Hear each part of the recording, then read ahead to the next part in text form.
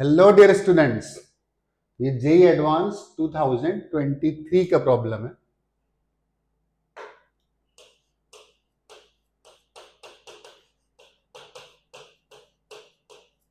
ठीक है ना। इसको देखते हैं कैसे सॉल्व करना है। देखने में बड़ा है बट ठीक है, इत्मीनान से पेशेंस से पढ़ोगे ना तो होता चला जाएगा। ठीक है ना, पैनिक नहीं होना होता है, जेई एडवांस की खास बात है। पढ़ लेते हैं प्रॉब्लम को। A slide with frictionless curved surface which becomes horizontal at its lower end. उसने बोला एक कर्व्ड सरफेस है, फ्रिक्शनलेस है, इसकी बात कर रहे हैं। ठीक है ना। आगे बोलते हैं fixed on the terrace of a building of height 3h। ये बिल्डिंग का हाइट दे रहा है और उसके टेरेस पर फिक्स कर दिया। ओके, आगे बोलता है सोन इन द फिगर। और एक बात और बोल, lower fixed on the terrace of building a spherical ball of mass m is released on the slide from rest at a height s from the top of the terrace। Smooth है तो कोई फर्क नहीं पड़ता है कि block बोला है और या उसने स्फेरिकल बॉल बोला, रोटेशन का कोई पार्ट यहाँ पर है नहीं। Okay, the ball leaves the slide with velocity u naught vector equal to u naught x। Direction तो समझ में आ रहा है कि हॉरिजॉन्टल पार्ट है तो डायरेक्शन एक्स कैप है। उसने बोला this direction is x and this is Z. Okay, and falls on the ground at a distance D. वो डी डिस्टेंस पर ग्राउंड पर गिरता है। Okay, from the building making an angle theta with the horizontal and this angle is theta. जैसे वो गिरता है ना तो उसका हॉरिजॉन्टल के साथ एंगल उसने थीटा दे दिया। ओके, आगे क्या बोलता है, it bounces up with velocity vector v। फिर ये बाउंस करता है v वेलोसिटी से, reaches a maximum height of h1। The acceleration due to gravity g and coefficient of restitution is 1/√3। इसका मतलब है कि कोलिजन यहां पर इलास्टिक नहीं है, एनर्जी विल बी लॉस्ट क्योंकि हमें e की वैल्यू उसने दे दी, that is 1/√3। Which of the following statements is are correct. मतलब more than one options make correct here. Okay, चार ऑप्शंस हमें गिवन है। एक में हमसे स्पीड पूछा है, एक यू वेक्टर, एक में हमसे वी वेक्टर पूछा है, एक में थीटा, और लास्ट पार्ट में पूछा है डी डिवाइडेड बाय h1 की वैल्यू कितनी आएगी। ओके, स्टार्ट करते। मैंने बोला बहुत पैनिक होके नहीं, बड़े आराम से क्वेश्चन को पढ़ना और शायद इजीली सॉल्व होता चला जाएगा। ठीक, पहला पार्ट तो मुझे साफ साफ दिख रहा है कि बॉल यहां से चलती है और इस पॉइंट पर पहुंचती है। इनको नाम भी दे देते ए और बी। फ्रिक्शन यहाँ कहीं है नहीं, इसका मतलब कोई भी लॉस एनर्जी का, मैकेनिकल एनर्जी का होगा नहीं। तो सीधे हम लोग एक स्टेटमेंट लिख सकते हैं कि decrease in gravitational potential energy is equal to increase in kinetic energy. Rest से स्टार्ट करता है, पहले कुछ था नहीं उसके पास, h हाइट से गिरता है तो यहां से हमें u नॉट की वैल्यू मिल गई। u naught is root of 2gh। तो अगर u नॉट वेक्टर लिखना हो तो that is root of 2gh, और x डायरेक्शन के वेक्टर को x कैप ही लिख रहे हैं सिंपली, तो इसको लिख देते हैं दिस इज x कैप। इसका मतलब निकला है कि जो ऑप्शन नंबर ए था वो तो करेक्ट हो गया। ठीक है ना। दूसरा पार्ट आता है कि v वेलोसिटी को कैसे कैलकुलेट किया जाए और थीटा कैसे कैलकुलेट किया जाए। ओके, तो अगर v और थीटा कैलकुलेट करना है तो u नॉट का मैग्नीट्यूड तो मिल गया ना, that is root of 2gh। अब जो भी एक्सेलरेशन है वो डाउनवर्ड है और इस समय डाउनवर्ड वेलोसिटी कितनी, दैट इज 0। इसका मतलब ये जो 3h का डिस्टेंस वर्टिकली डाउनवर्ड चल रहा है ना, that is all because of this gravitational acceleration. हम लोग सीधे बोल सकते हैं कि h हाइट से गिरा। अगर वर्टिकल डायरेक्शन में इक्वेशंस आप मोशन भी लगा देंगे तो भी चलेगा, और वर्टिकल डायरेक्शन में काइनेटिक एनर्जी भी कंजर्व कर दोगे तो भी चलता है। ठीक है ना। तो सीधे एक बात बोल सकते हैं, जो जो लगाना है वो लगा सकते हो, कि अगर थर्ड इक्वेशन भी लगा देते हैं v square equal to u square plus 2gh तो भी काम चलेगा। फाइनल वेलोसिटी हमें निकालना है, इनिशियल वर्टिकल वेलोसिटी 0 है, 2g और h की वैल्यू यहां पर 3s दे रहा है, तो this v equal to root of 6gh।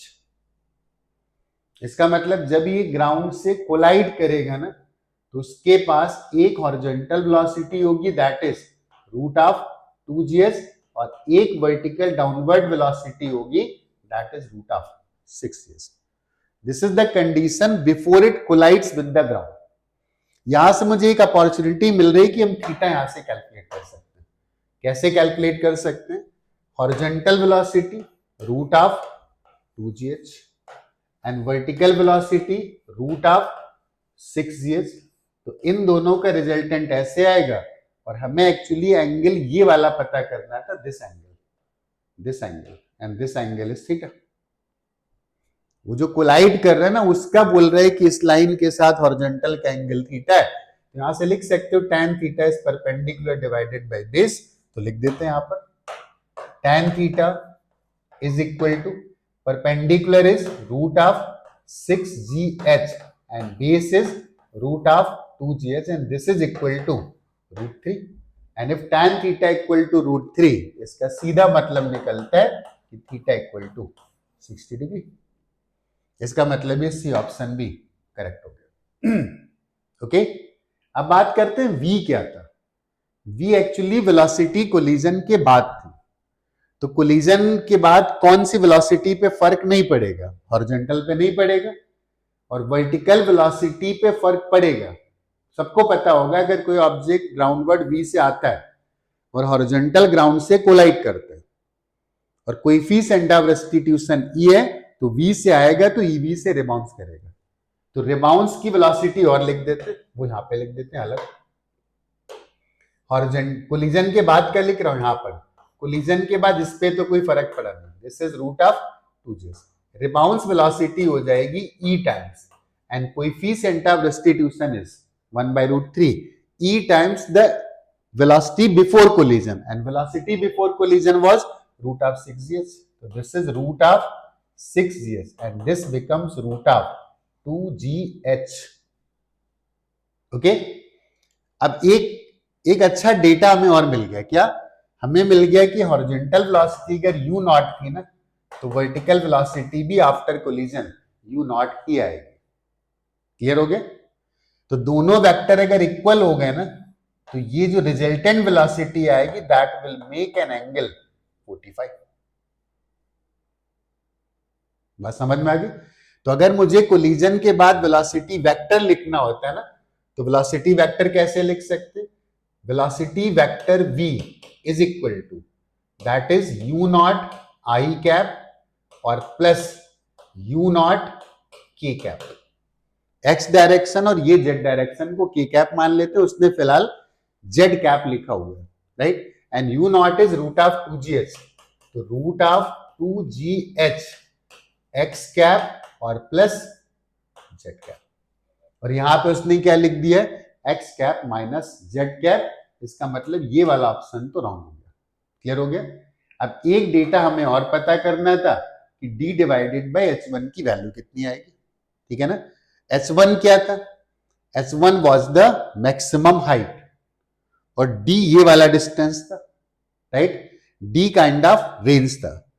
तभी क्वेश्चन आता है कि d डिवाइडेड बाय h1 की वैल्यू कैसे निकालें. हम d अलग निकाल लेते हैं और h1 अलग कैलकुलेट कर लेते हैं. यहां तक की सारी बातें समझ में आ गई. तो d निकालेंगे कैसे? ठीक है ना? अगले पेज पे आ जाते हैं, काफी जगह कम पड़ गई. तो हमें d निकालना था. ऐसे गिरा and this distance was d. फिर ऐसे गया और ये प्रोजेक्टाइल मोशन था and this distance is h1. हमें d डिवाइडेड बाय h1. जब पार्टिकल यहां पर था तो उसकी स्पीड कितनी थी? That was u not. और ये वाली हाइट कितनी थी? 3h. ठीक है ना? तो यहां से यहां तक आने का टाइम वर्टिकल डायरेक्शन में इस ऑब्जेक्ट को कौन चला रहा है? Only gravity. अगर वर्टिकल डायरेक्शन में केवल ग्रेविटी गिराती है ना तो gravity half g into T square distance चलाएगी एंड दैट इज 3s. यहां से टाइम की वैल्यू आ गई that is root of 6s divided by g. और इतने टाइम में हॉरिजॉन्टल वेलोसिटी ने जो चलाया होगा ना वो d चलाया होगा. ये किसने ट्रैवल करा है? u नॉट ने चला है. और u नॉट की वैल्यू कितनी थी? u नॉट की वैल्यू थी रूट ऑफ 2gs। तो d को लिख सकते हैं distance equal to speed into time, because horizontal direction में कोई भी एक्सेलरेशन नहीं है। स्पीड कितना है, रूट ऑफ 2gs, और टाइम कितना था, root of 6s divided by g। तो यहां से g और g तो कैंसिल हुआ, रूट s मिल करके that will be h square, और रूट के अंदर आएगा रूट ऑफ 12h। ये हमें वैल्यू किसकी मिल गई, ये हमें वैल्यू मिल गई d की। अब मैं h मैक्स और निकालूं। h मैक्स कैसे निकाले, ये वाली वैल्यू कितनी थी, u नॉट, और ये वाली वैल्यू भी कितनी थी, u नॉट। एंगल कितना हो गया, 45। चाहो तो प्रोजेक्टाइल मोशन का कॉन्सेप्ट यूज कर लो, ये u नॉट था, ये u नॉट था, तो वर्टिकल स्पीड तो हम इसी से निकाल सकते हैं, मतलब वर्टिकल स्पीड से मैक्सिमम हाइट निकाल सकते हैं, क्योंकि मैक्सिमम हाइट पर vertical speed becomes 0। Third equation लगा दो, वर्टिकल डायरेक्शन में काम चलेगा। 0 square is equal to u naught square minus 2g h1, right.